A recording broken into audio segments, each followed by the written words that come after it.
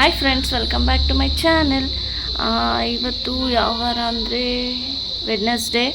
ಇವತ್ತು ಕಾರ್ಮಿಕರ ದಿನ, ಲೇಬರ್ಸ್ ಡೇ, ನಿಮಗೆಲ್ಲ ಗೊತ್ತಿರೋ ಹಾಗೆ.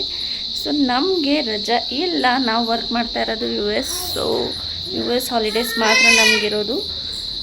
ಇವತ್ತು ಅಕ್ಕ ಅಂದರೆ ಭಾವ ಅವ್ರ ಊರಲ್ಲಿ ಹಬ್ಬ ಇದೆ, ಮಾರಮ್ಮನ ಜಾತ್ರೆ. ಸೊ ಅದಕ್ಕೆ ನಮಗೆ ಊಟಕ್ಕೆ ಇನ್ವೈಟ್ ಮಾಡಿದ್ದಾರೆ. ಅಲ್ಲಿಗೆ ಹೋಗೋಣ ಅಂತ ರೆಡಿಯಾಗಿದ್ದೀವಿ, ನಾನು, ವೈನಿಧಿ, ಭರತ್ ಮತ್ತು ನಮ್ಮತ್ತೆ. ಇವಾಗ ಟೈಮ್ ಆಲ್ಮೋಸ್ಟ್ 11 ಗಂಟೆ ಆಗಿದೆ. ನಿದ್ದೆ ಮಾಡಿ ಈಗ ಎದ್ದಿದ್ದೀವಿ. ಅಲ್ಲಿಗೆ ಹೋಗಿ ಬಂದು ಮತ್ತೆ ಆಫೀಸಿಗೆ ಬೇರೆ ಹೋಗಬೇಕು. ತುಂಬ ಸೆಕೆ, ಅದಕ್ಕೆ ನಾನು ಸುಮ್ಮನೆ ಈ ಥರ ಎತ್ತಿ ಕಟ್ಬಿಟ್ಟಿದ್ದೀನಿ, ಅಲ್ಲಿ ಕ್ಲಿಪ್ ಹಾಕ್ಕೊಳ್ಳೋಣ ಅಂತ. ಸೊ ವೈನಿಧಿ ಹೀಗೆ ರೆಡಿಯಾಗಿದ್ದಾಳೆ. ಚಿನ್ನ, ನಿನ್ನ ಬಟ್ಟೆ ತೋರಿಸು. ಹಾಯ್ ಫ್ರೆಂಡ್ಸ್, ಬನ್ನಿ ನಮ್ಮ ಮನೆಗೆ. ಏನು ಏನಲ್ಲಿ ಏನಮ್ಮಲ್ಲಿ ಸೊ ಭರತ್ ರೆಡಿ ಆಗ್ತಾ ಇದ್ದಾರೆ. ನಮ್ದೆಲ್ಲ ರೆಡಿ ಆಯಿತು, ಹೊರಡಬೇಕು. ಬಿಸಿಲು ನೋಡಿದ್ರೆ ಯಪ್ಪ ದೇವ್ರೇ ಅನಿಸುತ್ತೆ. ಸೊ ಬನ್ನಿ ಹೊರಡೋಣ. ನಾವು ಹೊರಟಿದ್ದು ಮಠ ಮಧ್ಯಾಹ್ನ. ಯಪ್ಪ ಎಂಥ ಬಿಸಿಲು ಅಂತೀರಾ ನೋಡಿ, ಎಷ್ಟು ಚೆನ್ನಾಗಿ ಕಾಣ್ತಿದೆ ಆಕಾಶ ಬಿಸಿಲಿಗೆ. ಎಲ್ಲ ಒಂಥರ ಮೋಡ ಥರನೋ ಏನೋ ಅಂತಾರಲ್ಲ, ಆ ಥರ ಕಾಣಿಸ್ತಾ ಇತ್ತು. ಸಖತ್ ಚೆನ್ನಾಗಿ ಕಾಣಿಸ್ತಾ ಇತ್ತು ವಿಡಿಯೋದಲ್ಲಿ. ಬಟ್ ರಿಯಲ್ ಆಗಿ ತುಂಬ ಬಿಸಿ ಕಾರಲ್ಲಿ AC ಹಾಕೊಂಡ್ರೂ ಆಗಲ್ಲ, ಅಷ್ಟು ಸೆಕೆ. ಯಾಕೆ ಇಷ್ಟೊಂದು ಬಿಸಿಲು ಅಂತಲೇ ಅರ್ಥ ಆಗ್ತಾ ಇಲ್ಲ. 2 ಡೇಸ್ ಮಳೆ ಬಂತು, ಮತ್ತೆ ಬರಲೇ ಇಲ್ಲ, ಹಾಗಾಗಿದೆ.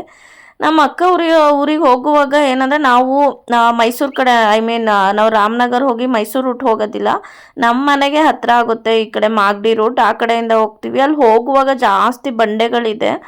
ರಾಮನಗರ ಅಂದರೆ ಎಲ್ಲರಿಗೂ ಗೊತ್ತಿರೋ ಹಾಗೆ ಬಂಡೆಗಳು ಜಾಸ್ತಿ. ಸೊ ನಾವು ಮನೆ ರೀಚ್ ಆದಾಗ 1 ಗಂಟೆ 1:15 ಏನೋ ಆಗಿತ್ತು.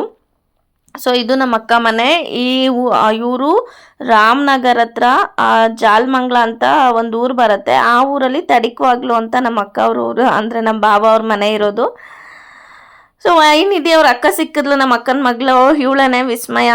ಈಗ ಊರಲ್ಲೇ ಇದ್ದಾರೆ, ಸಮ್ಮರ್ ಹಾಲಿಡೇಸ್ ಅಂತ. ಯೋಹನ್, ವಿಸ್ಮಯ ಊರಲ್ಲೇ ಇದ್ದಾರೆ. ಮತ್ತು ತುಂಬ ದಿನ ಆಯಿತು ವೈನಿಧಿ ಇವರಿಬ್ರು ಭೇಟಿಯಾಗಿ. ಯಾಕಂದರೆ ಅವರಿಬ್ಬರು ರಜೆ ಸಿಕ್ಕಿದಾಗಿಂದ ಯೋಹನಿಗೆ ಊರಲ್ಲೇ ಇರೋದ್ರಿಂದ ಮೀಟೇ ಆಗಿರಲಿಲ್ಲ ಅವ್ರು ಯಾರೂ, ಎಲ್ಲ ಸಿಸ್ಟರ್ಸ್ ಬ್ರದರ್ಸ್. ಸೊ ಈಗ ಈ ಫಂಕ್ಷನ್ ಇದ್ದಿದ್ದರಿಂದ ಮೀಟ್ ಆದರು. ಅವ್ರ ಊರಲ್ಲಿ ಮಾರಮ್ಮ ಜಾತ್ರೆ ಇತ್ತು. ನಾವು ಹೋಗಿದ್ದು ಬುಧವಾರ, ಜಾತ್ರೆ ಬಂದು ಮಂಗಳವಾರ ಇತ್ತು. ನೆಕ್ಸ್ಟ್ ಡೇ ಮರಿ ಎಲ್ಲ ಕಡ್ದು ಎಲ್ಲರನ್ನೂ ಕರೆದು ಹಾಗೆ ತಿಂದಿರೋದು, ಸರಿಗೆ ತಿಂದಿಲ್ಲ ಅದು. ನಾನು ತಿನ್ನೋಕ್ಕಾಗಲ್ಲ, ಅದಕ್ಕೆ ಎಲೆ ಹಾಕೊಟ್ರೆ ಸುಮ್ಮನೆ ತಿಂತಾರೆ ಕುತ್ಕೊಂಡು.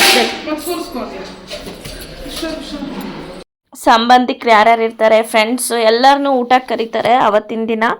ವರ್ಷಕ್ಕೊಂದ್ಸಲ ಮಾಡ್ತಾರೆ, ಎಲ್ಲ ವರ್ಷನೂ ನಮ್ಮನ್ನು ಕರೀತಾರೆ. ಹೋದ ವರ್ಷ ಏನಕ್ಕೋ ರೀಸನ್ಗೆ ಹೋಗೋಕ್ಕಾಗಲಿಲ್ಲ, ಈ ವರ್ಷ ಹೋಗಿದ್ವಿ. ನಂಗೆ ಪಾಯಸ ಸಿಕ್ಕಾಬಟ್ಟೆ ಇಷ್ಟ ಆಯಿತು. ಅಡುಗೆ ಎಲ್ಲ ತುಂಬ ಚೆನ್ನಾಗಿ ಮಾಡಿದರು. ಮುದ್ದೆ, ಮಟನ್ ಸಾಂಬಾರ್, ಮಟನ್ ಬಿರಿಯಾನಿ, ಮತ್ತು ಬೋಟಿ ಗೊಜ್ಜು, ಚಿಕನ್ ಫ್ರೈ, ಫಿಶ್ಶು. ಅವ್ರ ಮಾವ ಒಂದು ಫಿಶ್ ತರ್ತಾರೆ, ಎಷ್ಟು ಚೆನ್ನಾಗಿರುತ್ತೆ ಗೊತ್ತಾ, ಅದು ಮುಳ್ಳೇ ಇರೋದಿಲ್ಲ, ಅಷ್ಟು ಚೆನ್ನಾಗಿರುತ್ತೆ ಫಿಶ್ಶು. ಸೊ ಅದು ಅವ್ರು ಯಾವುದೇ ಫಂಕ್ಷನ್ಗೂ ಫಿಶ್ ಫ್ರೈ ಮಿಸ್ ಮಾಡಿರೋದೇ ನೋಡಿಲ್ಲ ನಾನು, ಎಲ್ಲದಕ್ಕೂ ಫಿಶ್ ಫ್ರೈ ಮಾಡಿರ್ತಾರೆ. ಸೊ ನಮಗೆ ಮತ್ತೆ ನೈಟು ಲಾಗಿನ್ ಆಗೋಕ್ಕಿತ್ತು, ಹಾಗಾಗಿ ನಾವು ಹರಿಬರಿನಲ್ಲಿ ಹೋಗಿ, ನಿದ್ದೆ ಬೇರೆ ಆಗಿರಲಿಲ್ಲ ಸರಿಯಾಗಿ. ಹರಿಬರಿನಲ್ಲೇ ಹೋದ್ವಿ, ಹರಿಬರಿನಲ್ಲೇ ಬಂದ್ವಿ. ಅಣ್ಣ ಒಬ್ಬನೇ ಊರಿಂದ ಬಂದಿದ್ದು, ಅಮ್ಮಂಗೆಲ್ಲ ಹುಷಾರಿರಲಿಲ್ಲ. ಮತ್ತು ಅವರು ಊರಿಂದ ಬರಬೇಕಂದ್ರೆ ಊರಿಗೆ 3 ಬಸ್ ಚೇಂಜ್ ಮಾಡಬೇಕು. ಸೊ ಅದೆಲ್ಲ ರಿಸ್ಕ್ ಅಂತ ಬರಲಿಲ್ಲ.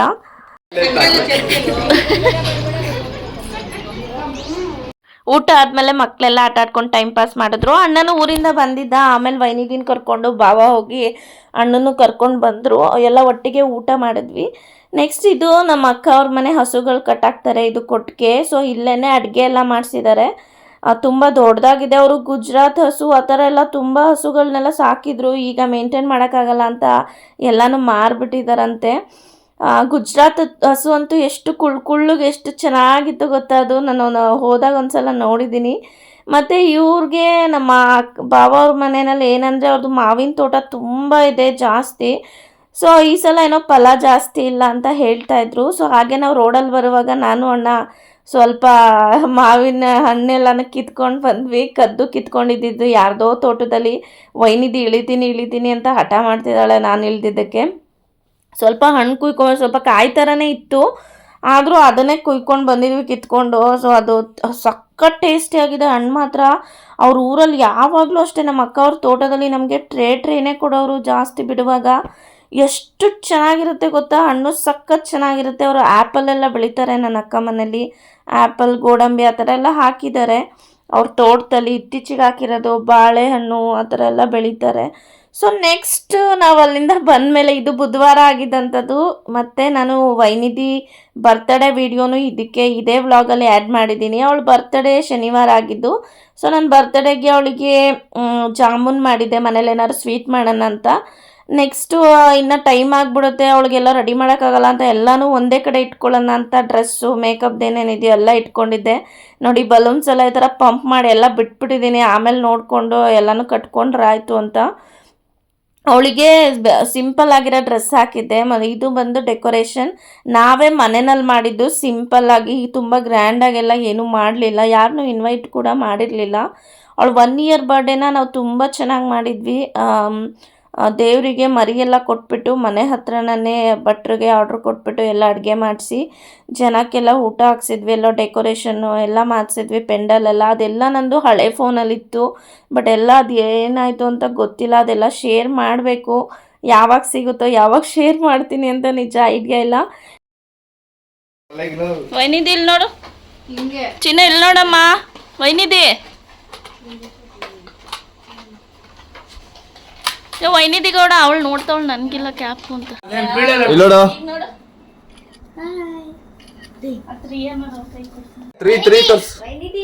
ಉಲ್ಟಾ ತೋರಿಸ್ತಿದ್ಯಾ ಕಣ್ಲ? ಇಲ್ಲ ನೋಡ ನನ್ನ ಇಲ್ವಲ್ಲ ಅಂತ ತರ್ಲಿ ಕೇಕ್ ತರೋಣ ವೈನಿಧಿ? ಕೇಕ್ ತರ್ಲ?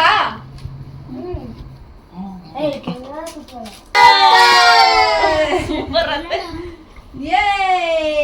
ನಗು ನಗು ಬೇಗ ಇದೆಲ್ಲ ತೆಗಿಬೇಡ ಇದು ಇಟ್ಟು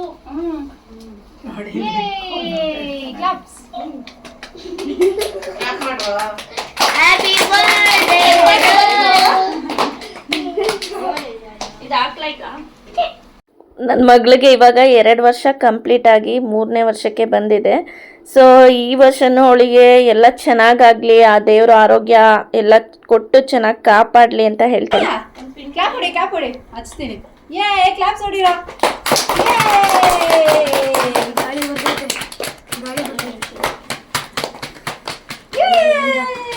ನಾನು ಆಫೀಸಿಂದ ಲಾಗೌಟ್ ಆಗಿದ್ದು ಶನಿವಾರನೇ ಬೆಳಗ್ಗೆ 5 ಕಾಲಾಗಿತ್ತು.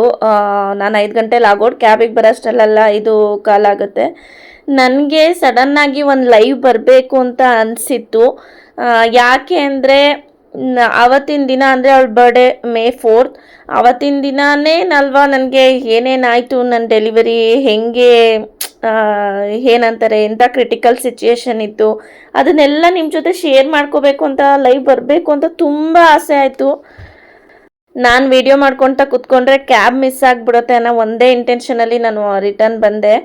ನನಗೆ ಆ್ಯಕ್ಚುಲಿ ವಾಟರ್ ಬ್ರೇಕ್ ಆಗಿದ್ದು. ಸೊ ಇದನ್ನು ನಿಮ್ಮ ಹತ್ರ ಶೇರ್ ಮಾಡ್ಕೋಬೇಕು. ಅವತ್ತಿನ ದಿನ ಹೇಗಿತ್ತು, ನಾನು ನೋಡಿ ಹೆಂಗಿದೆ ಅಂದರೆ, ನನ್ನ ವಾಟರ್ ಬ್ರೇಕ್ ಆದಾಗಲೂ ನನ್ನ ಹಾಸ್ಪಿಟಲಿಗೆ ಕರ್ಕೊಂಡು ಹೋಗ್ತಾಯಿದ್ರು, ಅಂದರೆ ಜರ್ನಿ ಮಾಡ್ತಾಯಿದ್ದೆ, ಟ್ರಾವೆಲ್ ಮಾಡ್ತಾಯಿದ್ದೆ. ಸೊ ನಾನು ಆವತ್ತಿನ ದಿನವೂ ಆಫೀಸಿಂದ ಮನೆಗೆ ಟ್ರಾವೆಲ್ ಮಾಡ್ತಾಯಿದ್ದೆ. ಎಂಥ ಕೋಇನ್ಸಿಡೆನ್ಸ್ ಅನ್ನಿಸ್ತು. ಅಟ್ ದ ಸೇಮ್ ಟೈಮ್ ನನಗೆ 5 to 6 ಒಳಗೇನೆ ಪೇಯ್ನ್ ಬಂದಿದ್ದು. ಸೊ ನಾನು 5 to 6 ಒಳಗೇನೆ ಕ್ಯಾಬಲ್ಲಿದ್ದೆ. ಸೊ ಅದನ್ನ ನೆನಪಿಗೋಸ್ಕರ ನಿಮ್ಮ ಹತ್ರ ಶೇರ್ ಮಾಡ್ಕೋಬೇಕು ಅಂದ್ಕೊಂಡೆ, ಬಟ್ ಅನ್ಫಾರ್ಚುನೇಟ್ಲಿ ಆಗಲಿಲ್ಲ. ಸೊ ಅದಕ್ಕೆ ಈ ವಿಡಿಯೋನಲ್ಲೇ ಹೇಳ್ತಾ ಇದ್ದೀನಿ. ವೈನಿಧಿ ತುಂಬ ಖುಷಿಪಟ್ಲು, ಎಂಜಾಯ್ ಮಾಡಿದ್ಲು. ಇನ್ನೊಂದೇನೆಂದರೆ ಅವಳು ನಿದ್ದೆ ಮಾಡಿರಲಿಲ್ಲ. ಸೊ ಹಾಗಾಗಿ ಸ್ವಲ್ಪ ಮೂಡಿಯಾಗಿದ್ಲು. ಅವಳು ನಿದ್ದೆ ಮಾಡಿಬಿಟ್ರೆ ಫುಲ್ ಜೋಶಲ್ಲಿರ್ತಾಳೆ, ನಿದ್ದೆ ಆಗಿಲ್ಲ ಅಂದರೆ ಒಂಥರ ಮುಖ ಸಪ್ಪೆ ಆಗುತ್ತೆ, ಆ ಥರ. ಕೇಕೆಲ್ಲ ನಾವು ಆರ್ಡರ್ ಕೊಟ್ಟಿರಲಿಲ್ಲ, ಭರತ್ ಅವ್ರ ಅಕ್ಕನೇ ಮನೆಯಿಂದ ಮಾಡ್ಕೊಂಡು ಬಂದಿದ್ರು. ಈ ಕೇಕು ಮತ್ತು ಕಪ್ ಕೇಕ್ಸ್ ಕೂಡ ಮಾಡ್ಕೊಂಡು ಬಂದಿದ್ರು, ಅದು ನಾನು ವಿಡಿಯೋ ಎಂಡಲ್ಲಿ ತೋರಿಸ್ತೀನಿ. ಈ ಥರ ಎಲ್ಲ ಮಾಡು ಅಂತ ನಾವು ಹೇಳೇ ಕೊಟ್ಟಿಲ್ಲ, ಅವಳೇ ಆ ಥರ ಮಾಡ್ತಾಯಿದ್ಲು. ಅವಳಿಗೆ ಮಕ್ಕಳು ನೋಡಿದ್ರೆ ಒಂಥರ ಖುಷಿ. ನಮ್ಮ ಮಧ್ಯೆ ಇದ್ದಾಗ ಅವಳು ಇಷ್ಟು ಆ್ಯಕ್ಟಿವ್ ಇರಲಿಲ್ಲ. ಅವಳ ಫ್ರೆಂಡ್ಸ್ ಎಲ್ಲ ಬಂದ ತಕ್ಷಣವೇ ಅವಳಿಗೊಂಥರ ಜೋಶ್, ಏನೋ ಫಂಕ್ಷನ್ ಮಾಡ್ತಿದ್ದಾರೆ ಅಂತ. ಅದನ್ನು ಕ್ಯಾಂಡಲ್ ಉರ್ಬು ಅಂದ ತಕ್ಷಣ ನೋಡಿ ಹೇಗೆ ಆರಿಸ್ತಾ ಇದ್ದಾಳೆ ಅದನ್ನು.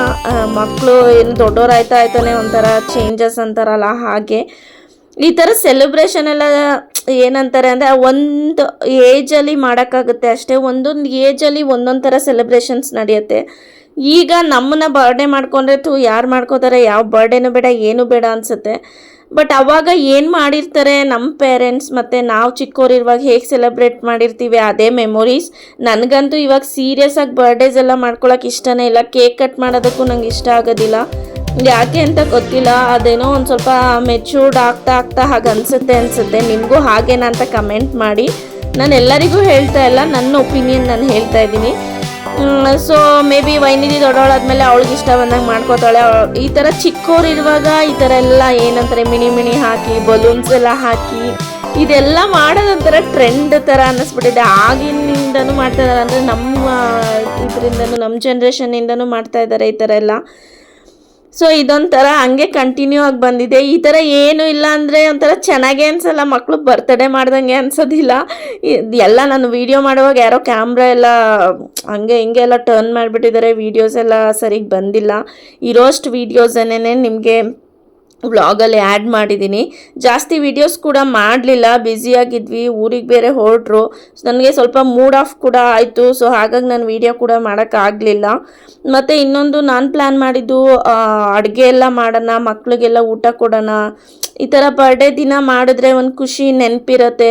ಕೆಲವರು ಅನಾಥಾಶ್ರಮ, ವೃದ್ಧಾಶ್ರಮ ಆ ಥರದಕ್ಕೆಲ್ಲ ದಾನ ಮಾಡ್ತಾರೆ ಅಲ್ವಾ. ಆ ಥರ ನಾವು ಹೋಗಲಿಲ್ಲ ಅಂದರೂ ಮನೆಯಲ್ಲೇ ಮಾಡೋಣ, ಮಕ್ಕಳಿಗೆಲ್ಲ ಊಟ ಅಂದರೆ ನಾನು ನಾನ್ ವೆಜ್ ತರಿಸಿ ಮಾಡೋಣ ಅಂದ್ಕೊಂಡೆ. ಅದು ಕೂಡ ಆಗಲಿಲ್ಲ. ಅಲ್ಲೂ ಸ್ವಲ್ಪ ನನಗೆ ಬೇಜಾರಾಯಿತು. ಸೊ ಹಾಗಾಗಿ ಅವಳು ಬರ್ಡೇ ಮುಗಿಯೋ ಅಷ್ಟರಲ್ಲಿ ನಾನು ಫುಲ್ ಮೂಡ್ ಆಫ್ ಆಗೋಯ್ತು. ಈ ಥರ ಎಲ್ಲ ಡೆಕೋರೇಷನ್ ಮಾಡಿಕೊಂಡು ಇವಾಗ ನಮ್ಮನ್ನ ಬರ್ಡೇ ಮಾಡ್ಕೊಳ್ಳಿ ಅಂದರೆ ಸೀರಿಯಸ್ ಆಗಿ ನಾವು ಯಾರೂ ಮಾಡ್ಕೊಳ್ಳಲ್ಲ. ಅದಕ್ಕೆ ಹೇಳೋದು ಎಲ್ಲ ಒಂದೊಂದು ಸ್ಟೇಜಸ್ ಆಫ್ ಲೈಫ್ ಅಂತ. ಎಲ್ಲನೂ ಎಂಜಾಯ್ ಮಾಡಬೇಕು, ಎಲ್ಲದರಲ್ಲೂ ಖುಷಿ ಇಟ್ಕೊಬೇಕು ಅಂತ ಹೇಳ್ತೀನಿ. ವೈನಿಧಿನೂ ಅಷ್ಟೇ ಖುಷಿಯಾಗಿ ಚೆನ್ನಾಗಿದ್ಲು. ಒಳ್ಳೆ ಹೆಂಗೆ ಕಾಣ್ತಿದ್ಲು ಅಂದರೆ ಈ ಮಿಸ್ ವರ್ಲ್ಡ್, ಮಿಸ್ ಯೂನಿವರ್ಸ್ಗೆ ಕಂಪೀಟ್ ಮಾಡ್ತಾರಲ್ಲ ಆ ಥರ ಕಾಣ್ತಾ ಇತ್ತು ಅದು. ಆಮೇಲೆ ಅವ್ಳ ಫ್ರೆಂಡ್ಸ್ ಎಲ್ಲ ಹೋದ್ಮೇಲೆ ಒಂಥರ ಖುಷಿ ಅವಳಿಗೆ. ಅವಳ ಪಕ್ಕ ಚೆನ್ನಾಗಿ ಎಂಜಾಯ್ ಮಾಡಿದ್ಲು, ಎಲ್ಲರೂ ಖುಷಿಪಟ್ಟರು, ಮಕ್ಕಳು ಅಷ್ಟೇನೆ. ನಾನು ಕರೆದಿದ್ದವರಲ್ಲಿ ಇನ್ನೂ ಸ್ವಲ್ಪ ಜನ ಮಕ್ಕಳು ಮಿಸ್ ಆಗಿದ್ರು. ಎಲ್ಲ ಊರು ಸಮ್ಮರ್ ಹಾಲಿಡೇಸ್ ಅಲ್ವಾ, ಊರು ಅಲ್ಲಿ ಇಲ್ಲಿ ಅಂತ ಹೋಗಿದ್ರು. ಸೊ ಹಾಗಾಗಿ ಸ್ವಲ್ಪ ಜನ ಮಿಸ್ ಆಗಿದ್ರು. ನಿಮ್ಮೆಲ್ಲರ ಆಶೀರ್ವಾದ ನನ್ನ ಮಗಳ ಮೇಲೆ ಇರಲಿ.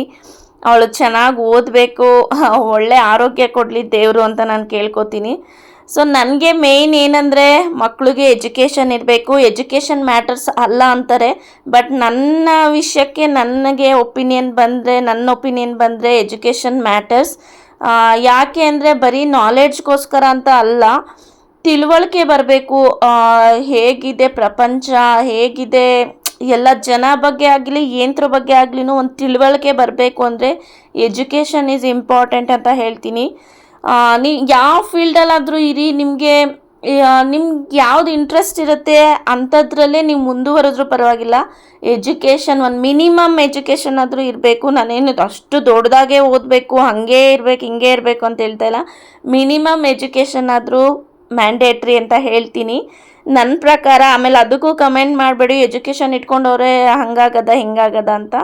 ಸೊ ನಾನು ಹಾಗಂತ ಹೇಳ್ತಾ ಇಲ್ಲ. ಎಜುಕೇಷನ್ ಇಲ್ಲದೆ ಇರೋರು ಮುಂದುವರೆದಿದ್ದಾರೆ, ಅವರೂ ಚೆನ್ನಾಗಿ ಬೆಳೆದಿದ್ದಾರೆ. ಬಿಸಿ ಇದೆಯಾ?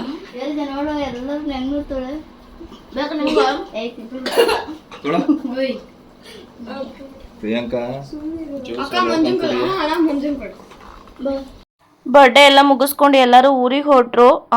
ನೆಕ್ಸ್ಟ್ ಇದೆಲ್ಲ ನೋಡಿ ಎಲ್ಲ ಗಲೀಜಾಗಿ ಹೋಗ್ಬಿಟ್ಟಿದೆ. ಬ್ಲಾಸ್ಟ್ ಎಲ್ಲ ಮಾಡೋದೆಲ್ಲ ಇದನ್ನೆಲ್ಲ ಬಿಚ್ಚಿ ಕ್ಲೀನ್ ಮಾಡೋದೇ ಒಂದು ದೊಡ್ಡ ಟಾಸ್ಕ್. ಇದೇ ಕಪ್ ಕೇಕ್ ಮಾಡ್ಕೊಂಬಂದಿದ್ದು. ವೈನಿಧಿ ಬರ್ಡೇಗೆ ಎಲ್ಲರೂ ವಿಶ್ ಮಾಡಿ ಅಂತ ಹೇಳ್ತೀನಿ. ಮತ್ತು ಈ ವಿಡಿಯೋದಲ್ಲಿ ಲಾಸ್ಟಲ್ಲಿ ನಾನು ಕೆಲವೊಂದು ಫೋಟೋಸ್ ಕೂಡ ಆ್ಯಡ್ ಮಾಡಿರ್ತೀನಿ. ನನ್ನ ವೀಡಿಯೋಸ್ ಇಷ್ಟ ಆದರೆ ಪ್ಲೀಸ್ ಲೈಕ್ ಮಾಡಿ, ಶೇರ್ ಮಾಡಿ, ಕಮೆಂಟ್ ಮಾಡಿ, ಹಾಗೆ ಸಬ್ಸ್ಕ್ರೈಬ್ ಮಾಡೋದನ್ನು ಮರಿಬೇಡಿ ಅಂತ ಹೇಳ್ತಾ ಈ ವಿಡಿಯೋನ ಇಲ್ಲಿಗೆ ಏನು ಮಾಡ್ತೀನಿ.